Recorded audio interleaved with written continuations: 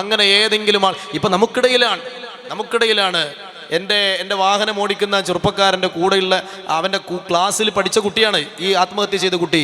അവൻ മിഞ്ഞാന്ന് പറഞ്ഞത് കഴിഞ്ഞ ഒരു മാസത്തിനിടയിൽ അതുപോലെ 4 കുട്ടികളാണ് ആ പരിസരത്ത് മാത്രം ആത്മഹത്യ ചെയ്തത്.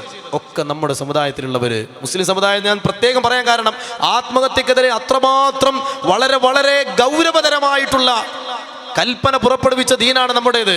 ഇത് വർഗീയതയോ അല്ലെങ്കിൽ ജാതി തിരിച്ചു പറയുന്നല്ല. നേരത്തെ ഉസ്താദ് ഇവിടെ പറഞ്ഞല്ലോ, അൽഹംദുലില്ലാ ഈ ചുറ്റുഭാഗത്തുള്ള ഒരുപാട് സഹോദരങ്ങൾ നമ്മുടെ സഹോദര മതത്തിലുള്ളവരാണ്. അൽഹംദുലില്ലാ, അള്ളാഹു അവർക്കൊക്കെ ജീവിതത്തിൽ സന്തോഷവും ഐശ്വര്യവും ഏറ്റിക്കൊടുക്കട്ടെ. നമ്മുടെ നാട്ടിലുള്ള ഈ ഒരു മതപരമായ മൈത്രിയും സമാധാനവും സന്തോഷവും അള്ളാഹു നിലനിർത്തി തരട്ടെ. അവർക്കൊക്കെ അള്ളാഹു നന്മ കൊടുക്കട്ടെ. പക്ഷേ ആത്മഹത്യക്കെതിരെ അത്രമാത്രം ഗൗരവതരമായിട്ടുള്ള നിർദ്ദേശങ്ങൾ പുറപ്പെടുവിച്ച ശരീഅത്താണ് നമ്മുടേത്. നമ്മുടെ നാട്ടിലൊന്നും പഴയ കാലത്ത് നമ്മുടെ കൂട്ടത്തിലുള്ള ആളുകൾ അങ്ങനെ തൂങ്ങിച്ചാവണതും വിഷം കുടിച്ച് മരിക്കണമെന്നും കേൾക്കാറില്ല. പക്ഷേ മറ്റുള്ളവരിൽ നിന്ന് എന്താണോ നമ്മളെ വ്യത്യസ്തമാക്കിയിരുന്നത് അത് നമുക്ക് നഷ്ടപ്പെട്ടു പോയി. പരലോകത്തൊരു വിശ്വാസം, മരിച്ച ഒരു ജീവിതമുണ്ട്, പടച്ചോന്റെ മുമ്പിലേക്ക് ചെല്ലേണ്ടവരാണ്. അള്ളാഹു ചോദിക്കുമ്പോ അള്ളാഹുവിന്റെ ചോദ്യത്തിന് മറുപടി വേണം എന്നുള്ള ബോധം നമുക്കുണ്ടായിരുന്നു. ആ ബോധം നഷ്ടപ്പെട്ടപ്പോ പിന്നെ എന്ത്? ജീവിതം നശിപ്പിക്കുകയാണ്. ഒരു ചെറിയ പ്രതിസന്ധി വരുമ്പോഴേക്ക് തകർന്നു പോവുകയാണ്. അതോടുകൂടി എല്ലാം തീർന്നു എന്ന് വിചാരിക്കുകയാണ്. അള്ളാഹു നമ്മുടെ മക്കളെയൊക്കെ കാത്തുരക്ഷിക്കട്ടെ. അപ്പൊ ഞാൻ പറഞ്ഞു വരുന്ന കാര്യം, പ്രിയപ്പെട്ടവരെ, എൻ്റെ ജീവിതത്തിൽ സംഭവിക്കുന്ന സന്തോഷവും ദുഃഖവും എൻ്റെ റബ്ബ് എനിക്ക് വിധിച്ചതാണ് എന്ന ബോധമുള്ള ഒരാൾക്ക് എങ്ങനെയാ ജീവിതത്തെ നശിപ്പിക്കാൻ കഴിയുക? മഹാനായ അബ്ദുല്ലാഹി ഇബ്നു സലാം റളിയല്ലാഹു അൻഹുവും അതുപോലെ മഹാനായ സൽമാനുൽ ഫാരിസി റളിയല്ലാഹു അൻഹുവും അവർ രണ്ടുപേരും വലിയ കൂട്ടുകാരായിരുന്നു. അവർ തമ്മിൽ ഒരു ചെറിയ ഒരു പന്തയം, ഒരു മത്സരം എന്ന് പറയാൻ പറ്റില്ല, ഒരു ചെറിയ ഒരു കരാർ അവർ തമ്മിൽ വെച്ചു. എന്താണ്? നമ്മുടെ കൂട്ടത്തിൽ ആരാണോ ആദ്യമായി മരിച്ചു പോകുന്നത് അയാള് ജീവിച്ചിരിക്കുന്ന ആളുടെ സ്വപ്നത്തിൽ വന്നിട്ട് ആഖിറ ലോകത്ത് അവർ കാണുന്ന കാഴ്ചകളെക്കുറിച്ച്, കാര്യങ്ങളെക്കുറിച്ച് ജീവിച്ചിരിക്കുന്ന ആൾക്ക് പറഞ്ഞു കൊടുക്കണമെന്നാണ്. അങ്ങനെ കരാറ് കഴിഞ്ഞു. അവരിൽ ഒരാൾ എന്തായാലും ആദ്യം മരിക്കുമല്ലോ. മഹാനായ അബ്ദുല്ലാഹി ഇബ്നു സലാം റളിയല്ലാഹു അൻഹു അദ്ദേഹം മരണപ്പെട്ടു പോയി. മരിച്ചു കുറച്ച് ദിവസങ്ങൾ കഴിയുമ്പോൾ, വഫാത്തായി കുറച്ച് ദിവസങ്ങൾ കഴിയുമ്പോൾ മഹാനായ സൽമാനുൽ ഫാരിസി റളിയല്ലാഹു അൻഹു അദ്ദേഹത്തെ സ്വപ്നത്തിൽ കാണുകയാണ്. അങ്ങനെ അദ്ദേഹത്തോട് ചോദിക്കുകയാണ്, എന്താണ് നിങ്ങളുടെ അവസ്ഥ? അള്ളാഹു നിങ്ങളെ എങ്ങനെയാണ് സ്വീകരിച്ചത്? അപ്പൊ അദ്ദേഹം പറഞ്ഞു, ഹബീബായ മുത്ത് നബി സല്ലല്ലാഹു അലൈഹി വസല്ലം തങ്ങൾ എനിക്ക് 2 പ്രതിഫലമുണ്ട് എന്ന് പറഞ്ഞിട്ടുണ്ട്. ഞാൻ ക്രിസ്തീയ മതത്തിൽ ഉണ്ടായിരുന്ന ആളാണ്.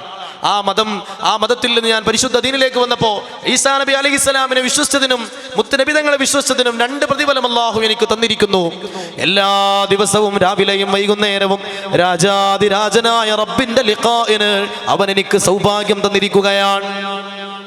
അപ്പൊ ചോദിച്ചു, അല്ലയോ അബ്ദുല്ലാഹി ഇബ്നു സലാം തങ്ങളെ, നിങ്ങളുടെ ജീവിതത്തിൽ നിങ്ങൾ ചെയ്ത അമലുകളുടെ കൂട്ടത്തിൽ നിങ്ങൾക്ക് ഏറ്റവും പ്രതീക്ഷയുള്ള, ആഖിറത്തിൽ ഏറ്റവും കൂടുതൽ ഉപകാരപ്പെട്ട അമലേതാണ്?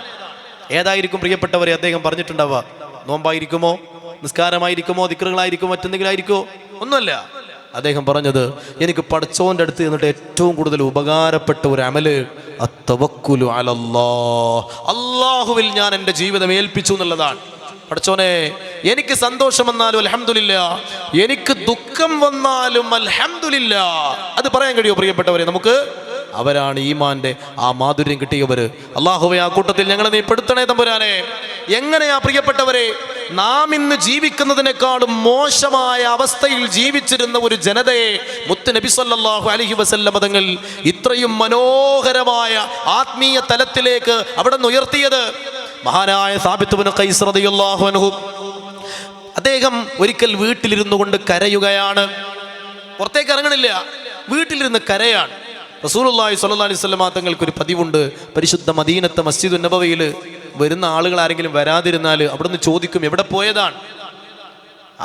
ആരെക്കുറിച്ചും അന്വേഷിക്കും. നമ്മൾ ആരാ അറിയാറ്? നമ്മൾ പള്ളിയിൽ ഇമാം വെക്കുമ്പോൾ അവിടെ സാധാരണ വരുന്ന ആളുകൾ ആരെങ്കിലും 1-2 ദിവസം വന്നില്ല, നമ്മൾ അറിയൂലില്ല. കാരണം നമ്മൾ അവർ തമ്മിലുള്ള ബന്ധം അത്രയേ ഉള്ളൂ. റസൂലുള്ളാഹി സ്വല്ലല്ലാഹു അലൈഹി വസല്ലം തങ്ങളും അവിടുത്തെ പ്രിയപ്പെട്ട സ്വഹാബിമാരും തമ്മിലുള്ള ബന്ധം അത്രമേൽ ദൃഢമായിരുന്നു എന്നുള്ളതാണ്. 1-2 ദിവസം ഒരു പള്ളിയിൽ വരാതിരുന്നാൽ നബി തങ്ങൾ അറിയും, അവിടുന്ന് ചോദിക്കും എവിടെയാണ്. അവിടുന്ന് പറഞ്ഞിട്ടുണ്ടോ? അത് നിങ്ങളുടെ കൂട്ടത്തിലുള്ള ഒരാളെ കണ്ടില്ലെങ്കിൽ നിങ്ങൾ ചോദിക്കണം അദ്ദേഹം എവിടെയാണെന്ന്. രോഗിയാണെങ്കിൽ നിങ്ങൾക്ക് സന്ദർശിക്കാലോ, മരിച്ചു പോയിട്ടുണ്ടെങ്കിലോ അദ്ദേഹത്തിന് വേണ്ടി നിങ്ങൾക്ക് ദുആ ചെയ്തുകൂടെ? അങ്ങനെ ഒരു പതിവ്. റസൂലുള്ളാഹി സ്വല്ലല്ലാഹു അലൈഹി വസല്ലം തങ്ങൾ ആ സ്വഹാബിയെ കുറിച്ച് അന്വേഷിക്കുകയാണ്. സ്വഹാബിമാര് പറഞ്ഞു, നബിയേ, അദ്ദേഹം വീട്ടിൽ നിന്ന് ഇറങ്ങുന്നില്ല, വാതിലടച്ചിരുന്നു കൊണ്ട് കരയുകയാണ്. ഹബീബായ റസൂലുള്ളാഹി സ്വല്ലല്ലാഹു അലൈഹി വസല്ലം തങ്ങൾ കാര്യമന്വേഷിച്ചു.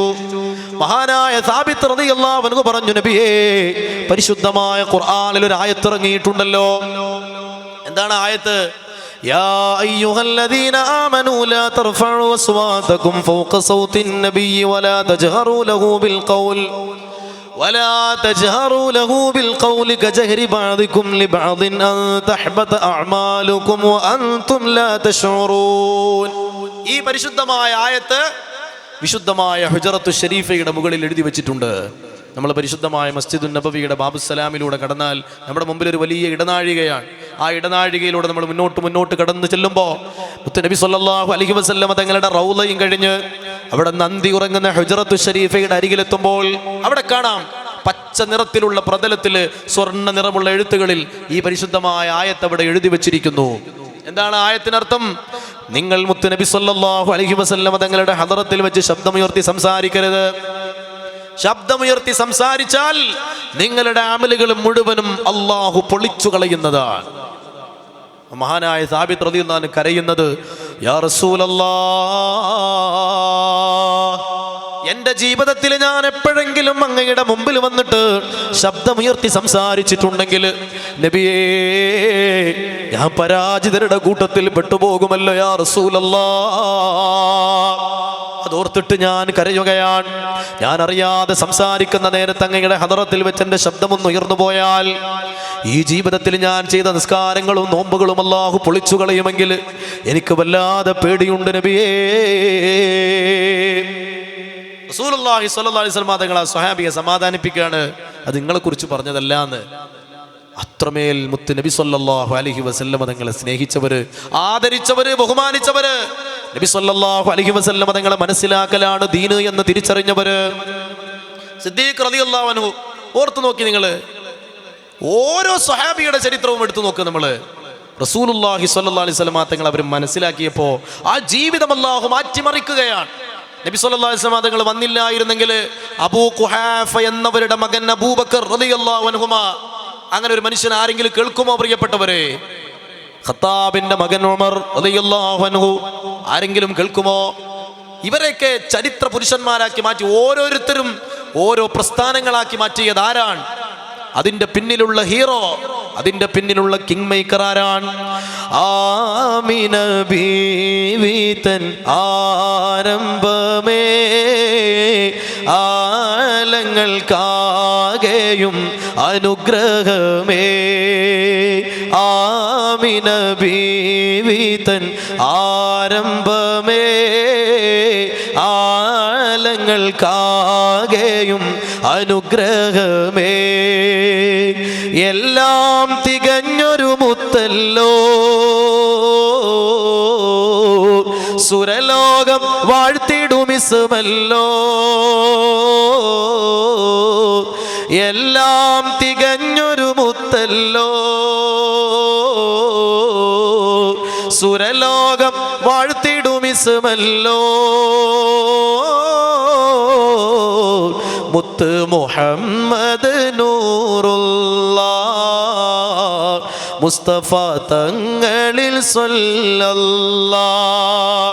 ലോകം മുഴുവൻ ഇരുട്ടിലാണ്ട് കിടന്ന കാലത്ത് പ്രകാശത്തിന്റെ ഒരു തിരിവട്ടവുമായി അവിടുന്ന് കടന്നു വന്നപ്പോ ആ പ്രകാശത്തിന്റെ അരികിലേക്ക് ഈ ആമ്പാറ്റകളെ പോലെ പറന്നെടുത്തവരാണ് ആ പ്രിയപ്പെട്ട സ്വഹാബിമാര്. അവരുടെ ഹൃദയാന്തരാളങ്ങളിൽ മുത്തുനബി സല്ലല്ലാഹു അലൈഹി വസല്ലം തങ്ങൾ ചെലുത്തിയ സ്വാധീനമാണ് പിൽക്കാല ലോകത്തിന്റെ ചരിത്രമായി മാറിയത്. പിൽക്കാല ലോകത്തിന്റെ ചരിത്രമായി മാറിയത് ഈ മനുഷ്യന്മാരുടെ ചരിത്രമാണ്. പിന്നെ കിസ്റയില്ല, പിന്നെ കൈസറില്ല, പിന്നെ നജാശിയില്ല, പിന്നെ ലോകത്ത് ഒരു ഭരണവുമില്ല, ഒരു ചരിത്രവുമില്ല. എല്ലാ ചരിത്രവും ദി ഗോൾഡൻ ഏജ് എന്ന് പിന്നീട് ലോകം വിശേഷിപ്പിച്ചത് ഇവർ പടുത്തുയർത്തിയ ഒരു ലോകത്തെക്കുറിച്ചാണ്.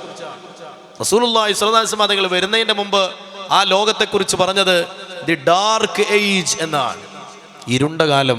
ആ ഡാർക്ക് ഏജിൽ ഉണ്ടായിരുന്ന ആൾക്കാരങ്ങോട്ട് നന്നായിട്ട് അവർ ലോകത്തിന്റെ നേതാക്കളായി മാറിയപ്പോ പിന്നീട് ആ കാലത്തിന് ചരിത്രം കൊടുത്ത പേര് ഗോൾഡൻ ഏജ് എന്നാണ്, സുവർണകാലം.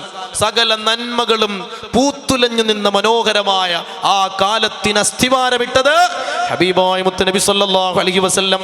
കാരണം മുത്തുനബി തങ്ങളെ അവരങ്ങോട്ട് ഉൾക്കൊള്ളുകയാണ്, സർവാർത്ഥത്തിലും ഉൾക്കൊള്ളുകയാണ്, സകലാർത്ഥത്തിലും ഉൾക്കൊള്ളുകയാണ്. മഹാനായ സൗബാൻ റളിയല്ലാഹു അൻഹു ചരിത്രം അറിയില്ലേ പ്രിയപ്പെട്ടവരെ? അതൊക്കെയാണ് ലഹരി. മദീനത്തിരുന്ന് ഇങ്ങനെ കരയാണ്, മസ്ജിദുൻ നബവിയിൽ ഇരുന്ന് കരയുകയാണ്, ശരീരം വല്ലാതെ മെലിഞ്ഞുണങ്ങി പോയിട്ടുണ്ട്. റസൂലുള്ളാഹി സ്വല്ലല്ലാഹു അലൈഹി വസല്ലം തങ്ങൾ ചോദിച്ചു, സൗബാനെ എന്തിനാ ഇങ്ങനെ വിഷമിക്കണത്, എന്താണ് ഇങ്ങനെ മെലിഞ്ഞു പോയത്? അപ്പൊ പറഞ്ഞു, നബിയെ എൻ്റെ ജീവിതത്തിലെ ഏറ്റവും വലിയ ഭാഗ്യം അങ്ങാണ് നബിയെ. ആ പരിശുദ്ധമായ സാന്നിധ്യം അനുഭവിക്കാൻ, ആ മഹത്തായ പൂമുഖത്തേക്ക് നോക്കി നിൽക്കാൻ. റസൂലുള്ളാഹി സ്വല്ലല്ലാഹു അലൈഹി വസല്ലം തങ്ങളുടെ സദസ്സിൽ സ്വഹാബിമാർ ഇരിക്കുമ്പോൾ ആ മുഖത്തേക്ക് പോലും അവർക്ക് നോക്കാൻ പേടിയായിരുന്നു എന്നാണ്. അത്രമേൽ ആദരവോടെ കഅന്ന അലാ റൂസിഹിമുത് ത്വയ്ർ, അവരുടെ തലമുകളിൽ ഒരു പക്ഷി വന്നിരുന്നാൽ ആ പക്ഷി പറന്നു പോകാതിരിക്കാൻ എത്രമാത്രം അച്ചടക്കത്തോടു കൂടി ഇരിക്കുമോ അതുപോലെ ഹബീബായ മുത്തുനബി സല്ലല്ലാഹു അലൈഹി വസല്ലം തങ്ങളുടെ ഹദറത്തിൽ അവരിരുന്നു. അവിടെ ശബ്ദമുയർത്തി അവർ സംസാരിച്ചില്ല, അവിടെ പരസ്പരം കലഹങ്ങളിലോ തർക്കങ്ങളിലോ ഏർപ്പെട്ടില്ല, അവിടെ വലിയ പൊട്ടിച്ചിരിയോ ബഹളങ്ങളോ ഉണ്ടായില്ല. എല്ലാം മുത്തുനബി സല്ലല്ലാഹു അലൈഹി വസല്ലം തങ്ങൾ പറയുന്ന പോലെ. ഒരിക്കൽ റസൂലുള്ളാഹി സ്വല്ലല്ലാഹു അലൈഹി വസല്ലം തങ്ങളുടെ ഹദറത്തിലേക്ക് ഒരു സ്വഹാബി വരാൻ, സ്വർണ്ണത്തിന്റെ മോതിരം ധരിച്ചിട്ടുണ്ട്. അപ്പം നബി സല്ലല്ലാഹു അലൈഹി വസല്ലം തങ്ങൾ പറഞ്ഞു, ഇത് ഈ ഉമ്മത്തിലെ പുരുഷന്മാർക്ക് നിഷിദ്ധമാണ്, സ്ത്രീകൾക്ക് അനുവദനീയമാണ്. ആ സ്വഹാബി ആ മോതിരം ഊരി. നമ്മളാണെങ്കിൽ എന്താ ചെയ്യുക, മോതിരം ഊരിയിട്ട് ചില ആൾക്കാർ ഊരും, നമ്മളെ കൂട്ടത്തിൽപ്പെട്ട ആളുകൾ ഇങ്ങനെ വെറുതെ വിളിച്ചായിട്ട് ഇങ്ങനെ ഇരിക്കും ചെയ്യും. തങ്ങന്മാരൊക്കെ എന്തെങ്കിലുമൊക്കെ പറഞ്ഞിട്ടുണ്ടെങ്കിൽ അതുകൊണ്ട് കേൾക്കൂല. അങ്ങനെയുള്ള ആൾക്കാരുണ്ടാവും ചിലപ്പോൾ. നമ്മളാണെങ്കിൽ നമ്മളാണ് സ്ഥാനത്തെങ്കിൽ ഞാൻ പറയാൻ, അത് ഊരിയിട്ട് നമ്മളെന്താ ചെയ്യുക, തൽക്കാലം കീശയിലിടും. ഈ സ്വഹാബി എന്താ ചെയ്തത്, അത് ഊരി വലിച്ചെറിയുകയാണ്. വലിച്ചെറിഞ്ഞു. അതാണ് അവരും നമ്മളും തമ്മിലുള്ള വ്യത്യാസം. വലിച്ചെറിഞ്ഞു. മുത്തുനബി തങ്ങൾ വേണ്ടാന്ന് പറഞ്ഞ സാധനമാണ്. അങ്ങനെ ആ സദസ്സ് പിരിഞ്ഞു. ആളുകൾ പിന്നെ തിരിച്ചു പോകാൻ നേരത്ത് അദ്ദേഹത്തോട് ആ മറ്റുള്ളവർ പറഞ്ഞു, സഹോദര, നബി തങ്ങൾ ധരിക്കണ്ടെന്നല്ലേ പറഞ്ഞിട്ടുള്ളൂ, നിങ്ങൾക്ക് കൊണ്ടുപോകാലോ, വീട്ടിൽ പെണ്ണുങ്ങൾക്ക് ഇട്ടൂടെ, അല്ലെങ്കിൽ അത് വിറ്റ് കാശാക്കിക്കൂടെ? ഇല്ല, റസൂലുള്ളാഹി സ്വല്ലല്ലാഹു അലൈഹി വസല്ലം തങ്ങൾ വേണ്ടാന്ന് പറഞ്ഞ സാധനം ഇനി എനിക്ക് വേണ്ട. അതാണ് പ്രിയപ്പെട്ടവരെ, അവർ ഉൾക്കൊള്ളുകയായിരുന്നു മുത്തുനബി സല്ലല്ലാഹു അലൈഹി വസല്ലം തങ്ങൾ. എന്താ പറഞ്ഞത് അത് അങ്ങനെ തന്നെ ചെയ്യുക, അതിൽ പിന്നെ മറ്റു ചിന്തകളില്ല. ആ ഒരു സ്വഭാവമാണ് അവരുടെ മാറ്റത്തിനൊക്കെ കാരണമായത്. വൈദാ ഖീല ലഹും ആമിനൂ കമാ ആമനന്നാസ്, ആ കൂട്ടം ജനങ്ങൾ വിശ്വസിച്ച പോലെ. നഹ്വ് അറിയുന്ന ഉസ്താദുമാർ ഒരുപാട് ഇവിടെ ഇരിക്കുന്നുണ്ട്. ഇപ്പോൾ പ്രായമുള്ള ആളുകളൊക്കെ ദർസിലൊക്കെ കുറേ പോയവരായിരിക്കും, നെക്കറയും ആരിഫൊക്കെ അറിയുന്നവരായിരിക്കും. അലിഫ്ലാം ചേർത്താൽ പ്രത്യേകമായി സ്പെസിഫൈഡ് ആയിട്ടുള്ള ഒരു സാധനത്തിനെ പറയാ, അന്നാസ്, ആ കൂട്ടം ആളുകൾ.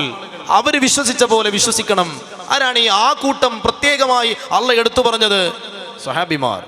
അല്ലാതെ നമ്മുടെ കാലത്തുള്ള ഈ ഒരു പിന്നെന്താ പറയുക, ഒപ്പിക്കൽ ഈമാനിൻ്റെ ആളുകളായിരുന്നില്ല അവര്. റസൂലുള്ളാഹി സ്വല്ലല്ലാഹു അലൈഹി വസല്ലം തങ്ങളെ 100% ഉൾക്കൊള്ളുക. എൻ്റെ ജീവിതത്തിലെ ഏറ്റവും വലിയ നന്മ ആ ഹബീബിന് വേണ്ടി ഞാൻ ചെയ്യുന്ന സ്വലാത്തുകളാണെന്ന് ഒരാൾ എപ്പോൾ തിരിച്ചറിയുന്നുവോ അപ്പോഴല്ലേ പ്രിയപ്പെട്ടവരെ അവന് ഈമാനിന്റെ മാധുര്യം ലഭിക്കുന്നത്. ആ മാധുര്യമല്ലേ പ്രിയപ്പെട്ട സ്വഹാബിമാർക്ക് അനുഭവിക്കാൻ കഴിഞ്ഞത്. താരങ്ങൾക്കിടയിൽ ഒരമ്പിളിയോ റസൂലുള്ളാഹ്, ആമ്പൽ കുളത്തിലെ താമരയോ, സന്ധ്യാർക്കൻ മണ്ണിലിറങ്ങിയതോ ഹബീബുള്ളാഹ്, വൈഡൂര്യ കുന്നിലെ മഞ്ചരിയോ. ചുറ്റും സ്വഹാബാക്കൾ നമ്രശിരസ്കരായി കേൾക്കുന്നുണ്ടാമൊഴി മുത്തുകൾ ശ്രദ്ധരായി. ആ പരിശുദ്ധ മദീനത്ത്, പരിശുദ്ധമായ മസ്ജിദുൻ നബവിയിൽ മുത്തുനബി സല്ലല്ലാഹു അലൈഹി വസല്ലം തങ്ങൾ സ്വഹാബിമാരുടെ കൂട്ടത്തിൽ ഇരിക്കുന്ന ആ മനോഹരമായ സദസ്സൊന്ന് മനസ്സിൽ കൊണ്ടുവന്ന് നോക്കൂ. നമ്മൾ നക്ഷത്രങ്ങൾക്കിടയിൽ 14-ാം രാവിന്റെ ചന്ദ്രൻ ഉദിച്ചു നിൽക്കുന്ന പോലെ, ആമ്പൽ കുളത്തിൽ താമര വിരിഞ്ഞ പോലെ അവര് തിരു ഹബീബിന്റെ സബിതത്തിൽ ഇരിക്കുകയാണ്. ചോടെ ഹബീബരെ ഓരത്തവരിരുന്നു, ജീവിതം നാനബിയോരിലായി നൽകി കരം പിടിച്ച് നടന്നു. ബദറുഹ്ദിൻ ശരമാരികിൽ അവരെഴുതിയ ശുഭകഥകളിലെ ബദനുരുകി തണലിട്ടു ഹബീബരെ കവചമിടുന്നവരെ. ആ ഹബീബിനെ ഉൾക്കൊള്ളാതെ അവിടുന്ന് പഠിപ്പിച്ചത് സത്യമാണെന്ന് വിശ്വസിക്കാതെ അംഗീകരിക്കാതെ ഒരു സമാധാനപൂർണമായ ജീവിതം നമുക്ക് കിട്ടൂല പ്രിയപ്പെട്ടവരെ.